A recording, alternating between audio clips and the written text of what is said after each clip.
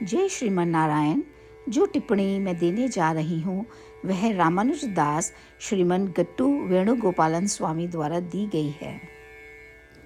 अध्याय 3 कर्मयोग, श्लोक 37। कामयेष क्रोधयेष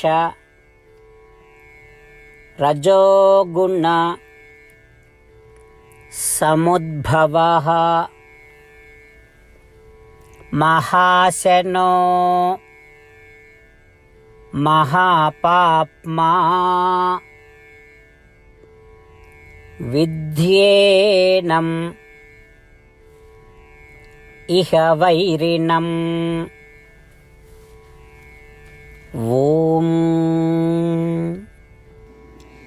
गीताचार्य श्री कृष्ण परमात्मा अर्जुन सहित हम सभी को निष्काम कर्म की शिक्षा दे रहे हैं। परमात्मा कह रहे हैं, अर्जुन, तुमने मुझसे पूछा वह कौन सी शक्ति है जिसके द्वारा तुम पाप करने के लिए मजबूर हो जाते हो। मैं तुम्हें यह समझाने जा रहा हूँ। अर्जुन, वह शक्ति रजोगुण है या जुनून की विद्या है। इससे रजोगुण वासना या भौतिक सुख और आनंद की इच्छा पैदा होती है। चाहे तुम कितने भी भौतिक सुख प्राप्त कर लो, कोई संतुष्टि नहीं होती और उन भौतिक सुखों के लिए अंतहीन लालसा होती है। इसीलिए जब भी वे इच्छाएं पूरी नहीं होती हैं और भौतिक सुखों में बाधा आती है, तब क्या होता है? तब क्रोध आता है। यह क्रोध लोगों को भयानक पाप करने के लिए प्रेरित करता है। क्रोध इस दुनिया में सभी के लिए पूर्ण विनाश लाता है। जो लोग आत्म साक्षात्कार प्राप्त करना चाहते हैं, उन्हें याद रखना चाहिए कि क्रोध मनुष्य का सबसे बड़ा शत्रु है और उस क्रोध का मूल कारण वासना, इच्छा या भौतिक आनंद है। ऐसे ही श्री कृष्ण परमात्मा हमें क्रोध के खतरे के बारे में समझा रहे हैं। आइए हम सभी परमात्मा की शिक्षा पर मनन करते रहें और अपने क्रोध पर नियंत्रण रखने का सतत एवं निरंतर प्रयास करते रहें। श्रीमद् भगवद गीता का संपूर्ण सार श्री कृष्ण परमात्मा द्वारा अध्याय 18 के श्लोक 65 से 70 में 8 कार्य करने के लिए दिया गया है। श्री कृष्ण कहते हैं, मैं उन लोगों से प्रेम करता हूँ जो इन 8 बातों का पालन करते हैं। मैं उन भक्तों की हर तरह से रक्षा करूँगा। श्री कृष्ण परमात्मा द्वारा बोली गई संपूर्ण भगवद गीता को सुनने के बाद अर्जुन कहते हैं, करिष्ये वचनम तवा, जिसका अर्थ है, श्री कृष्ण, मैं वैसा ही करूँगा जैसा कि आप कहते हैं।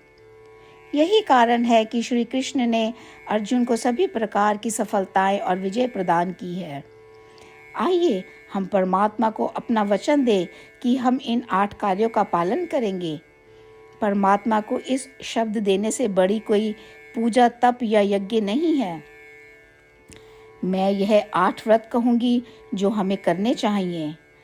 आप सब कृपया अपने मन और हृदय में इन पर विचार करें। इस तरह से हम श्री कृष्ण को अपना वचन देते हुए हम सभी श्री कृष्ण के प्रसन्न भरे मुख की कल्पना करें और इस आनंद को महसूस करें। जय श्रीमन नारायण। ये है हमारे 8 वादे। हमारा पहला वादा, हे श्रीमन नारायण, जैसा कि आपने निर्देश दिया है, मैं हमेशा आपका ध्यान करूंगी और आपके बारे में सोचूंगी। हमारा दूसरा वादा, हे श्रीमन नारायण, जैसा आपने सलाह दी है, हमेशा आपका भक्त रहूंगी। हमारा तीसरा वादा, हे श्रीमन नारायण, मैं आपकी सेवा के रूप में और आपकी संतुष्टि के लिए अपने सभी कार्य करूंगी। हमारा चौथा वादा। हे श्रीमान नारायण, जैसा कि आपने अनुसरण करने के लिए कहा है, मुझे पूर्ण विश्वास है कि मैं आपकी हूँ और मैं हमेशा हाथ जोड़ूंगी और आपको नमस्कार करूंगी और आपकी पूजा करूंगी। हमारा पांचवा वादा। हे श्रीमान नारायण, मुझे आपके शब्द याद आते हैं, माम एकम शरणम व्रजा 1866, कि आपने आत्मसमर्पण करने के लिए कहा था। हे श्रीमान नारायण, मैं केवल आपकी शरण में जाती हूँ। हमारा छठा वादा। हे श्रीमान नारायण, मुझे आपके शब्द माँ शुचः 1866 याद है कि आप हमें शोक ना करने का आश्वासन दे रहे हैं। मैं अब और शोक नहीं करूँगी। हमारा सातवां वादा। हे श्रीमान नारायण, आपने हमारे लिए श्रीमद् भागवत गीता प्रदान करके हम सभी पर कृपा की है और आशीर्वाद दिया है। मैं प्रतिदिन कम से कम एक श्लोक पढ़ने या सुनने का वादा करती हूँ। हमारा आठवां वादा। हे श्रीमान नारायण, आपने गीता को पूरी मानवता तक पहुँचाया।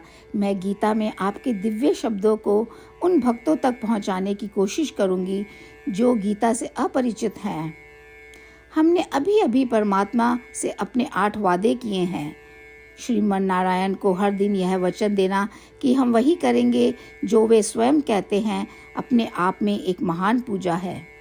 आइए हम अपने अडिग विश्वास के साथ उन्हें अपना वादा दें। हे श्रीमान नारायण, जैसा आप कहते हैं मैं वैसा ही करूँगी। जैसा आप चाहते हैं मैं वैसा व्यवहार करूँगी और केवल आपके लिए काम करूँगी। श्रीमान नारायण करिष्ये वचनम तवा, जिसका अर्थ है, श्रीमान नारायण, मैं आपके निर्देशों के अनुसार कार्य करूँगी। सर्वम श्री कृष्णा अर्पणमस्तु। जय श्रीमान नारायण। कामयेष क्रोधयेष रजोगुण समुद्भवः महाशनो महापाप्मा विद्येनम् इह वैरिणम्। ॐ